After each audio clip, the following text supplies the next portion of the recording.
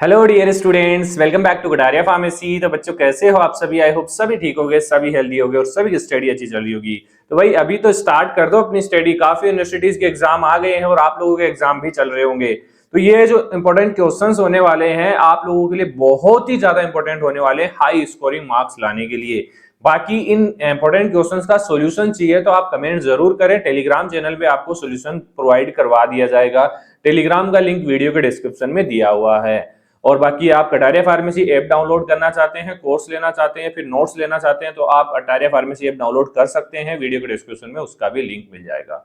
तो आज हम B pharma second semester pathophysiology के यूनिट वाइज 15 क्वेश्चंस देखने वाले हैं इंपॉर्टेंट। उसके अंदर 2 मार्क्स के क्वेश्चंस भी इंक्लूड होंगे, 5 मार्क्स की और 10 मार्क्स के भी। ठीक है, पैटर्न अलग अलग हो सकता है, अलग अलग यूनिवर्सिटीज के अकॉर्डिंग 2 मार्क्स की जगह 3 मार्क्स के क्वेश्चन पूछे जा सकते हैं, 5 मार्क्स की जगह 7 मार्क्स के क्वेश्चन पूछे जा सकते हैं।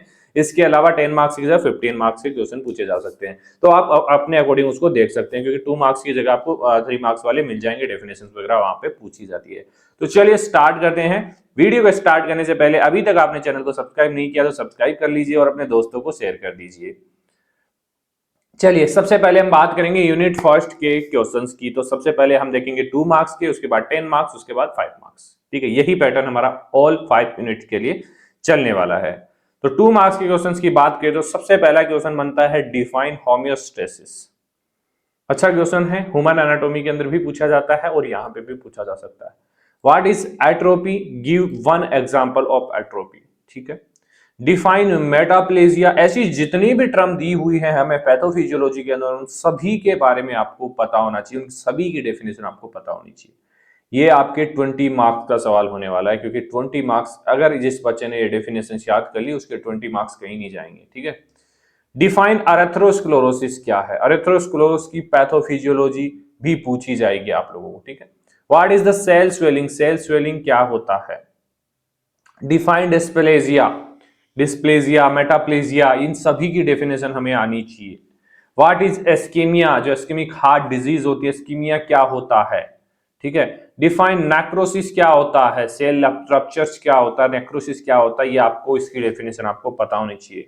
तो 2 मार्क्स वाले क्वेश्चंस तो आप जितने मैं आज बताऊं आज इस वीडियो के अंदर उन सभी को अच्छे से याद कर लेना बेटा। ठीक है, क्योंकि इनमें से क्वेश्चंस आएंगे 100%। बात करें 10 मार्क्स की, तो 10 मार्क्स में फर्स्ट यूनिट से बन सकता है explain the cause and pathogenesis of cell injury in detail. Cell injury का कोजेज एंड पैथोजेनेसिस डिटेल में पूछा जा सकता है। इसके साथ साथ इसमें कुछ टॉपिक इंक्लूड कर दिए जा सकते हैं, free radical, membrane damage, microbial injury, nuclear damage. ये एक तरीके से सेल इंजरी के ही टाइप हैं। तो 10 मार्क्स का क्वेश्चन कभी भी सिंगल नहीं पूछा जाता है, वो 2-3 पॉइंट ऐड करके ही आपको पूछा जाता है। तो काफी बच्चे नोट्स देख के सोचते हैं कि सर इतने में हम 10 मार्क्स 15 मार्क्स में कैसे लिखेंगे। तो बेटा जो टॉपिक दिया हुआ है वो एक सिंगल टॉपिक नहीं पूछा जाएगा, उसके अंदर सब टॉपिक्स भी ऐड होंगे। ठीक है, दूसरा क्वेश्चन बन सकता है explain the stage of wound healing skin. जितनी भी वाउंड हीलिंग के स्टेजेस हैं वो आपको यहाँ पे डिस्क्राइब करनी है। प्राइमरी एंड सेकेंडरी इंटेंशंस क्या होता है? ये आपका 10 मार्क्स का क्वेश्चन हो सकता है यूनिट फर्स्ट से। अब बात करते हैं 5 मार्क्स के क्वेश्चंस कैसे बन सकते हैं, क्या बन सकते हैं। तो सबसे पहला है एक्सप्लेन अडेप्टिव चेंजेस, जैसे कि एट्रोपी है, हाइपरट्रोपी, हाइपरप्लेजिया और मेटाप्लेजिया। इनकी डेफिनेशन तो वैसे भी आप लोगों को याद करनी है, तो थोड़ा अच्छे से पढ़ लेना जिससे आपके 5 मार्क्स के क्वेश्चंस भी कवर हो जाएंगे। दूसरा क्वेश्चन आता है describe the different type of inflammation, जैसे एक्यूट इंफ्लेमेशन है, क्रोनिक इंफ्लेमेशन है, ग्रेन्युलोमाइटिस है। तो इन सभी के बारे में आपको अच्छे से पढ़ना है। Write a note on electrolyte imbalance and acidosis and alkalosis के बारे में शॉर्ट नोट पूछा जा सकता है। Describe the pathophysiology of atherosclerosis, most important है। ठीक है, फर्स्ट क्वेश्चन भी मोस्ट इंपोर्टेंट है, फोर्थ क्वेश्चन भी मोस्ट इंपोर्टेंट है। Explain the mechanism of repair and fibrosis formation. Repair की जो वाउंड हीलिंग वगैरह है वो अभी आया था पीछे 10 मार्क्स में, उसी टाइप से। तो ये हो गया हमारा यूनिट फर्स्ट। बात करते हैं यूनिट सेकंड की। 2 मार्क्स के question, define hypertension. Type of hypertension भी पूछा जा सकता है। What is the congestive heart failure? CHF की डेफिनेशन पूछी जा सकती है। कंजस्टिव हार्ट फेलियर होता क्या है? ब्रेन स्ट्रोक क्या होता है? डिफाइन एंजाइना पेक्टोरिस क्या होता है? ठीक है, तो जितनी भी डिजीज हमें दी हुई है पैथोफिजियोलॉजी के अंदर उनकी डेफिनेशन भी आपको आनी चाहिए, चाहे अंदर आए ना आए लेकिन डेफिनेशन आपको आनी चाहिए, शॉर्ट में आपको पता होना चाहिए। अगर कोई सब्जेक्ट पढ़ रहे हैं तो शॉर्ट में तो आपको पता होना ही चाहिए, चाहे डिटेल में पढ़ो या ना पढ़ो, क्योंकि थोड़ा कुछ आपको पता होगा तभी आप आगे लिख पाएंगे, नहीं तो फिर अटक जाएंगे वहीं पे, उससे आगे आपका पेन भी नहीं चलने वाला, अगर चलेगा तो फिर वो पता नहीं क्या लिखेगा। ठीक है, give 2 symptoms of asthma, asthma के 2 सिम्टम्स दीजिए। ठीक है, डिफाइन सीओपीडी, क्या होता है सीओपीडी, इसकी फुल फॉर्म भी पूछी जा सकती है या फिर इसको डिफाइन कैसे करते हैं वो भी पूछा जा सकता है। Chronic obstructive pulmonary disease. What is acute renal failure, क्या होता है, तो भाई सीधा सीधा मतलब यही है डिफाइन एथेरोस्क्लेरोसिस की एक सिंपल सा फंडा है कि सिलेबस उठा लो, सिलेबस के सारे पॉइंट हर एक बच्चे को याद होने चाहिए, पॉइंट याद होंगे तभी आगे आप कुछ लिख पाएंगे। मान लीजिए अगर इतना भी पता है ना कि भाई हाइपरटेंशन कंजेस्टिव हार्ट फेलियर हमें यूनिट सेकंड के अंदर दिया हुआ है और कंजेस्टिव हार्ट फेलियर ये होता है, हाइपरटेंशन ये होता है, फिर चाहे आपको इसमें 10 मार्क्स का क्वेश्चन पूछे या 15 मार्क्स का क्वेश्चन, आप लिख दोगे, आपका माइंड उस तरीके से ही लिखेगा। अगर आपको नहीं पता है कि भाई सीएचएफ होता क्या है, कौन से यूनिट में हमने पढ़ा है, पता ही नहीं है, तो फिर आप 2 मार्क्स का भी नहीं लिख सकते हैं, लिखोगे तो कुछ अलग ही निकल के आएगा वहां पे, क्योंकि दिमाग उस तरीके से आपका माइंड काम नहीं करेगा। ये चीज आपको याद रखनी है। ठीक है, चलिए 10 मार्क्स के क्वेश्चन देखें। एक्सप्लेन द पैथोफिजियोलॉजी, जितने भी डिजीज की पैथोफिजियोलॉजी आपको दी हुई है, पैथोजेनेसिस दिया हुआ है, अच्छे से तैयार कर लेना। पैथोजेनेसिस के 3-4 क्वेश्चन आपको देखने को मिलेंगे। ठीक है, कोई भी डिजीज हो सकती है। Explain the pathophysiology of hypertension with causes, cause क्या है, मैकेनिज्म क्या है, कॉम्प्लिकेशंस क्या है, मैनेजमेंट कैसे कर सकते हैं, तो हाइपरटेंशन पे 10 मार्क्स का क्वेश्चन आ सकता है। ठीक है, यूनिट सेकंड से। Describe the pathogenesis, clinical features, diagnosis and complication of myocardial infarction। ये भी अच्छा क्वेश्चन है, लेकिन मोस्ट इंपोर्टेंट है यहाँ पे first question. Explain the detail pathophysiology of chronic obstructive pulmonary disease COPD. First और थर्ड मोस्ट इंपोर्टेंट मार्क कर लेना, बाकी तो पढ़ना सब कुछ है। बात करें 5 मार्क्स के क्वेश्चंस की, तो explain the type and pathophysiology of angina, pathophysiology तो याद करनी पड़ेगी। Right a short note on congestive heart failure, ये पहले भी आ चुका है।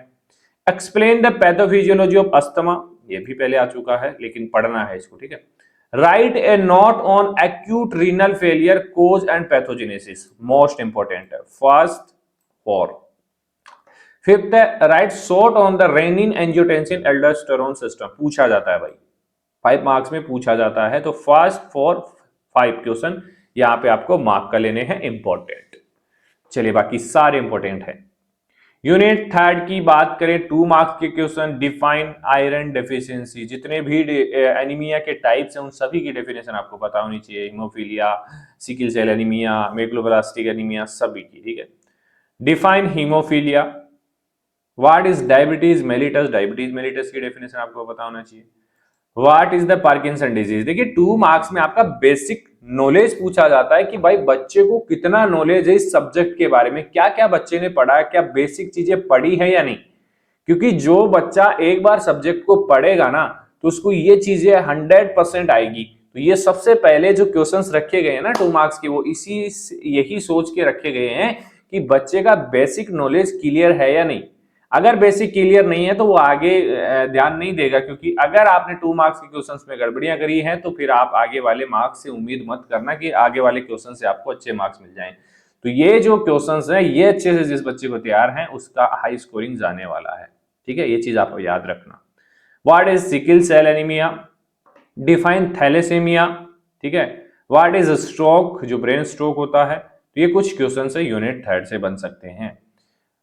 10 मार्क्स के क्वेश्चंस की बात करें तो describe the pathophysiology, clinical manifestation and complication and management of diabetes mellitus. Hypertension, diabetes mellitus, दोनों में से एक क्वेश्चन का पक्का आएगा, 99% आएगा बेटा। ठीक है, explain in detail the neurological disorder, जैसे कि एपिलेप्सी है, पार्किंसन है, stroke, Alzheimer disease with pathophysiology.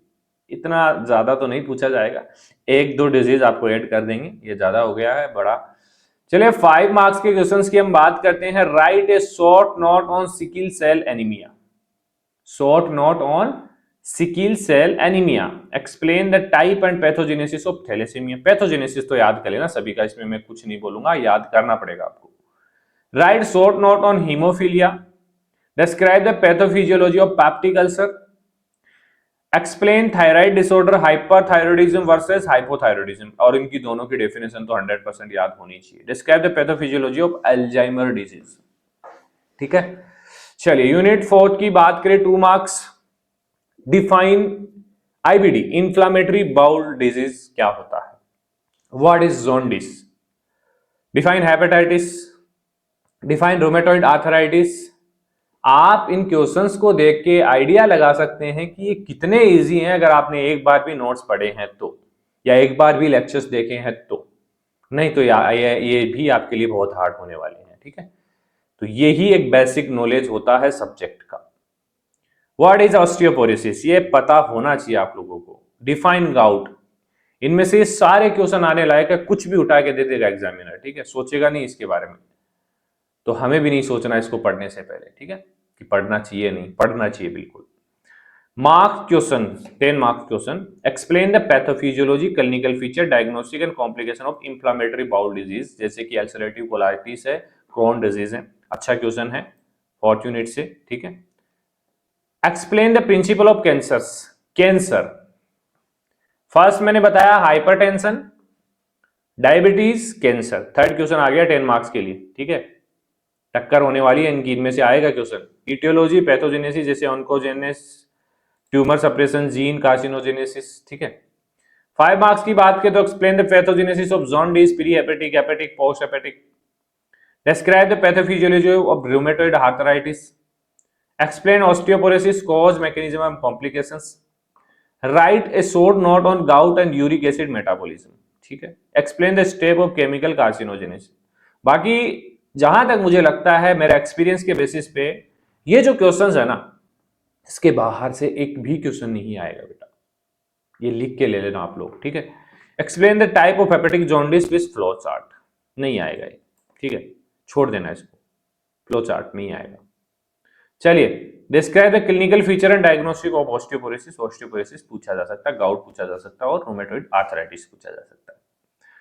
Last unit की बात करते हैं, तो लास्ट यूनिट में 2 मार्क्स के क्वेश्चन बन सकते हैं। डिफाइन मेनिंजाइटिस क्या होता है, what is typhoid, define leprosy, define urinary tract infection, what is AIDS, ये बेसिक क्वेश्चन है। Define syphilis, mention 2 complication of typhoid fever. बाकी इसके अलावा भी अगर कोई डिजीज है तो उसकी डेफिनेशन तो आपको आनी चाहिए। ठीक है, इसमें मैं कुछ नहीं कर सकता। 10 मार्क्स क्वेश्चंस।